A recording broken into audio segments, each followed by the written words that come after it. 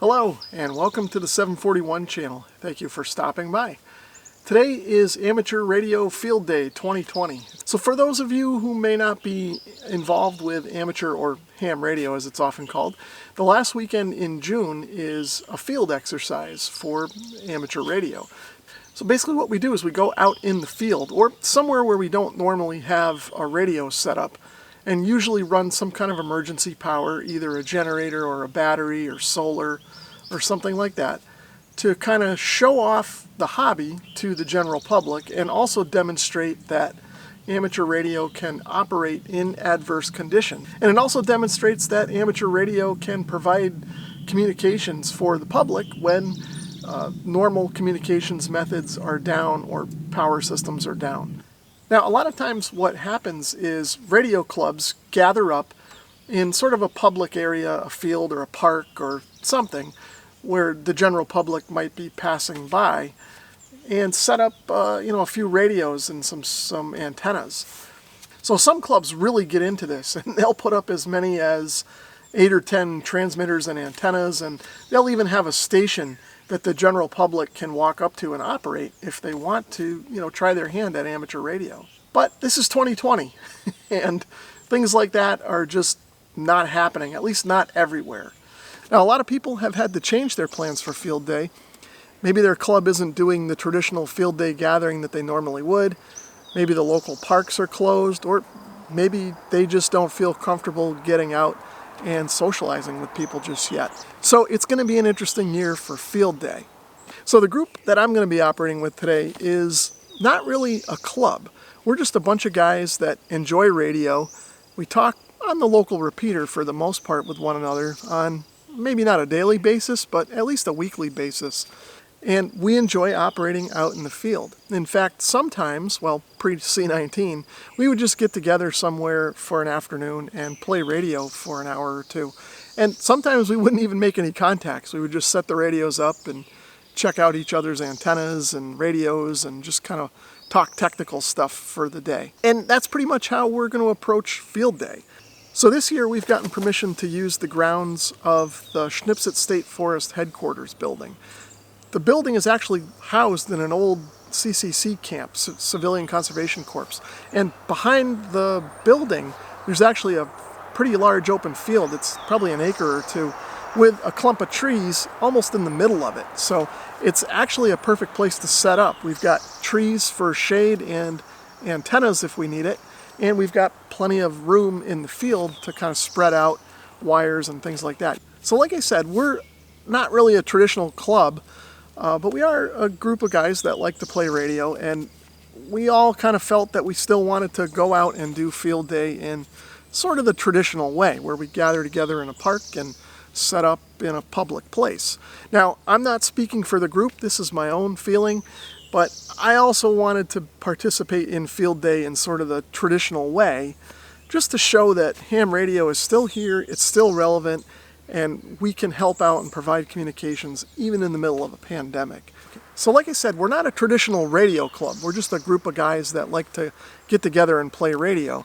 And as such, we're not using any kind of a club call or anything like that. We're each using our own individual calls. Now, a few of the guys may still have their tech licenses, I'm not even sure. So any of those guys that want to operate, HF, may end up using my call sign or one of the other guys' call signs, doesn't really matter, to get on the air and get on HF and make a few contacts for the day.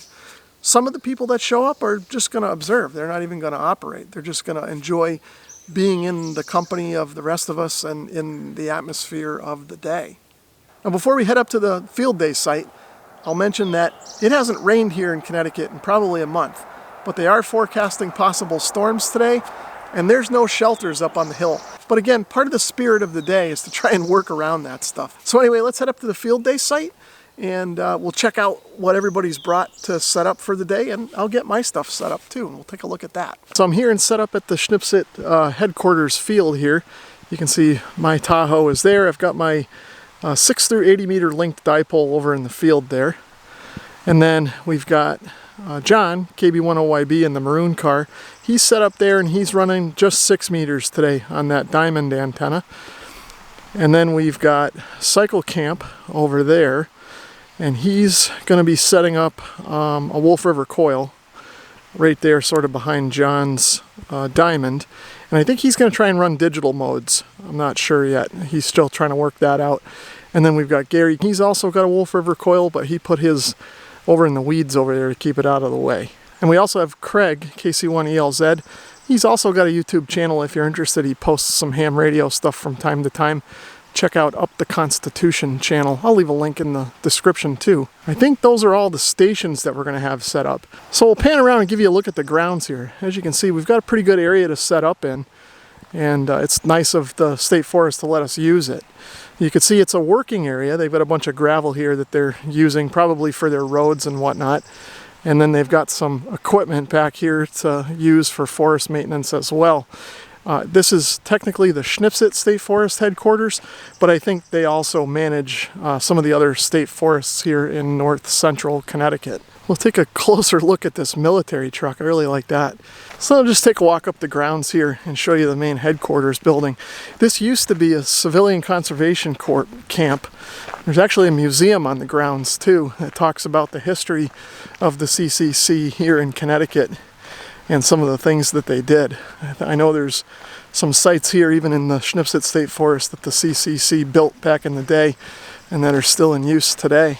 So this is their, I guess, probably main equipment shed here. I'm not going to go look in the windows or anything, but it looks like just a garage. So the main entrance into the site is over there behind that house. That's not really a house, that's part of the grounds. I don't think anybody lives in there. It's probably empty inside. It doesn't look like there's any activity, but it's all part of the campus here. But you can see this is the main headquarters building. The offices and whatnot are probably in here. You can see the sign up on the top, Schnipsit State Forest. Now over on the other side, we'll walk over. There's also a museum dedicated to the CCC. Although right now we're dealing with the C-19 and I'm not sure if it's open. And one of the nice things about this site is there's a porta potty here if we need it. A little bit of a walk, but it's here nonetheless.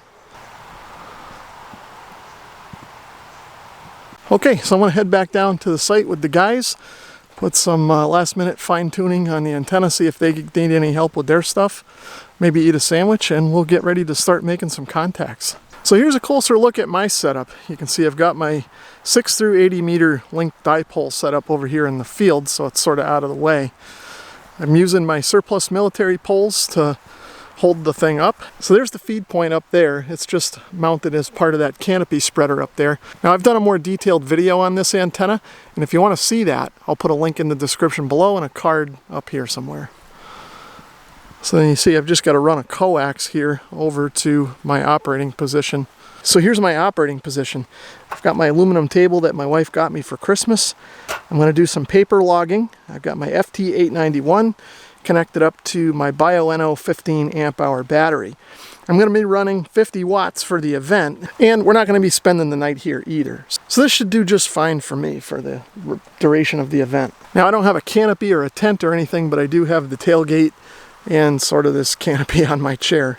That should keep me out of the rain well enough. Just tell us who you are. If you Hi, I'm John. Kilo Bravo 1, Oscar Yankee Bravo. I've had a license for about 15 or 16 years. I lost track. I'm a technician though. I was about to try and upgrade here just before this pandemic thing started, and those classes got canceled, so I'm still a tech.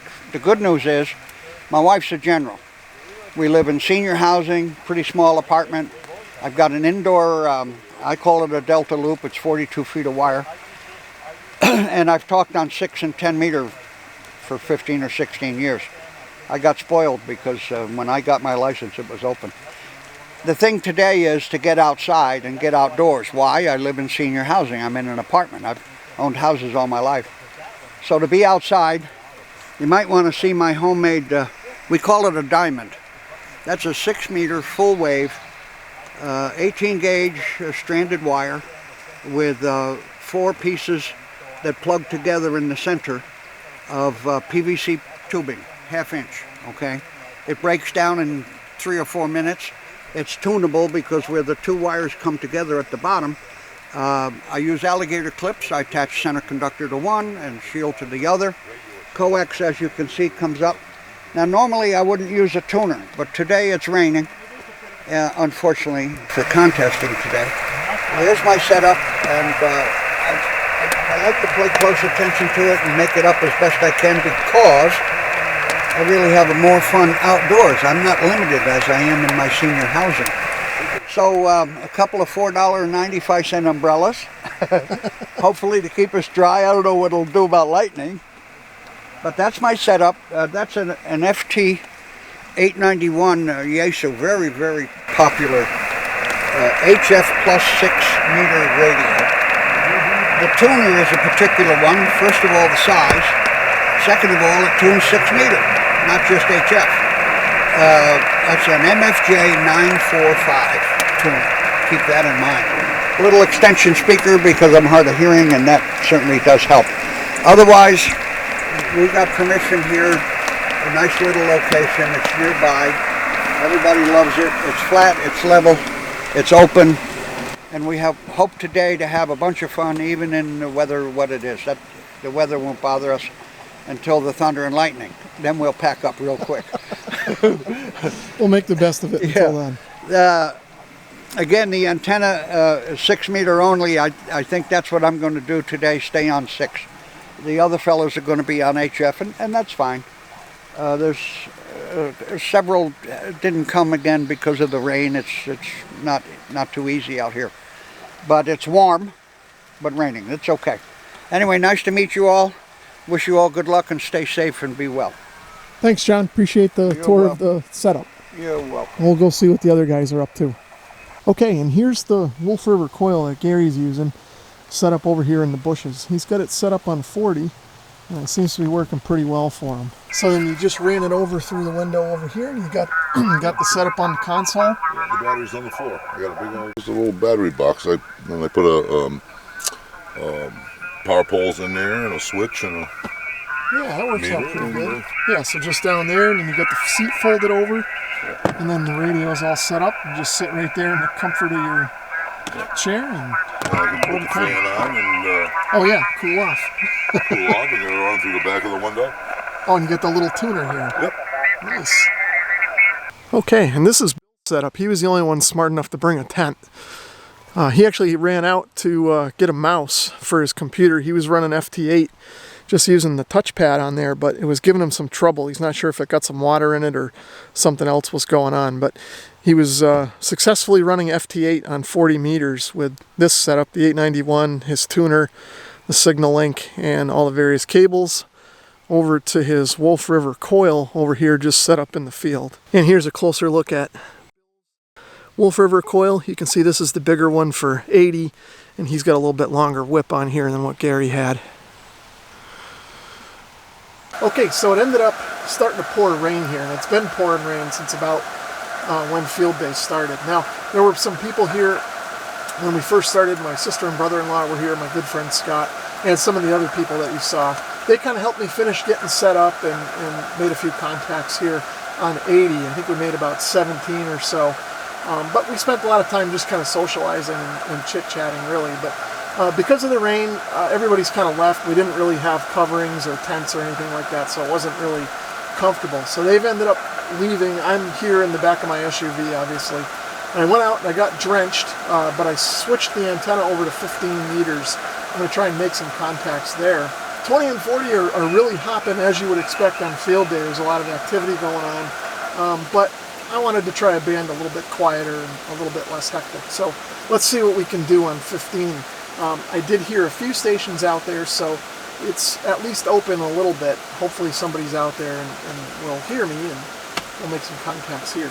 And as you can see, I had to abandon the table. It was just raining too much. I need to get one of those pop-up tents at some point to really stay out of the elements. So I decided to come in the back of the truck here, and we'll work this way the rest of the time. So the rain is pretty much let up here. It's now just kind of a drizzle, but it's getting late in the day and I gotta get home because I got other things I gotta do. I didn't make nearly as many contacts as I kind of thought I would or hoped for. However, I did make enough on 80 meters to say that this park is activated for POTA, so that's always a good thing. And it's always fun to kind of hang out and play radio with everybody even though it was kind of pouring rain for a few hours. But anyway, I'm going to get things packed up and head out of here. So it's the Sunday morning after all the clips that you just previously saw. Now, of course, field day is still going on, but I really don't have that much time to devote to it, so I really only operate for the Saturday afternoon. I'm spending Sunday morning here cleaning out the back of the SUV and getting everything out and dried out from yesterday. So Field Day 2020 didn't quite go as I hoped or kind of imagined it would. We did have fun, but there were some negatives this year, at least for me. The first being that right when it was time to start operating, 2 p.m. Eastern time, the skies opened up and it just started pouring. Now, prior to that, it hadn't really rained in Connecticut here in about 6 weeks. We were sort of in a drought, and we needed the rain. It was a good, steady rain, but it lasted the entire time that I was able to be at field day and operate. So it kind of put a damper on things. So in addition to that, I kind of struggled with the band conditions. Now, field day is always crowded, especially on popular bands like 20 and 40. But this year it was especially crowded because of the temporary rule change that allowed home stations to operate for points. So instead of being part of a club and, rotating time on a club station, all these individuals now had their home stations on the air. So when I went to 40 meters and I was tuning around, it almost reminded me of the CB band back in the day when it was just a constant roar on all 40 channels. Now, it really wasn't quite that bad, but it was tough to find a spot to call CQ, if you even could, without stepping on somebody. Or if you tried to go back to somebody that was calling CQ, it was really tough to get through the pileups. There were just so many and so many stations out there. Now, of course, I was running a low dipole. I was up on a hill, but still low dipole, and only 50 watts. So there was a lot of competition out there, and I just wasn't making it above the competition. Now, I did operate 80 meters for a little while, and I had some success there. It wasn't nearly as noisy on 80, but there weren't that many stations there either, just because of the time of day. If I were operating into the evening, I think 80 would have picked up, and I would have had a lot more contacts on 80. Now, when I first set up, I had my table and my chair set up under the back of the SUV here, and that was fine for the light sprinkle that had kind of started in the beginning. But once it really started to rain, I had to go in the back of the SUV. And I was kind of cramped up in there, to be honest. It wasn't too bad, but it wasn't that comfortable either. So after a few hours, I just packed up and left. I think I only made maybe 20 contacts or so. Most of them on 80, a few on 40, and one on 15. But I don't want to dwell on the negative. I always enjoy field day for the camaraderie. As I said in the beginning of the video, I could have stayed home and operated from my home station, but one of the things I really enjoy about field day is getting out and spending time with my radio friends and just kind of talking radio and playing radio and seeing each other's setups and just talking about, what we've been setting up with our radios, what we struggled with, what we've had success with. And that part of the event was great because, well, it wasn't raining when we all set up and we were able to kind of socialize and stuff. But when it actually came down to operating, that's when the rains came and literally put a damper on everything. That part of the event is probably more enjoyable for me than even actually operating. So from that standpoint, Field Day 2020 was a success. We had 4 stations set up, and of course we're not a club, so we're all using our individual call signs. But we also had a few other hams stop by that they didn't want to set up a station, but they wanted to come hang out and play radio and talk radio for the day. So it was great to have them there and talk with them and make a few contacts alongside of them as well as we could with the rain. Okay, so that's pretty much it for Field Day 2020. My big takeaway this year is that if I'm going to operate out sort of in the open like we were this year up at Schnipset State Forest, I need to bring along a pop-up canopy. I think that would have made things a lot easier for the rain, and it would keep the sun off too if that were an issue this year, but of course it wasn't. Anyway, I'm going to go get the rest of my stuff unloaded from the SUV, let it dry out, and get on with some other projects around here for the rest of the day. If you enjoyed this video, please give it a thumbs up. If you'd like to leave a comment or subscribe, feel free to do that as well. And if you'd like to support my channel in another way, please consider visiting my Amazon store, which is linked in the description below. Thanks for watching.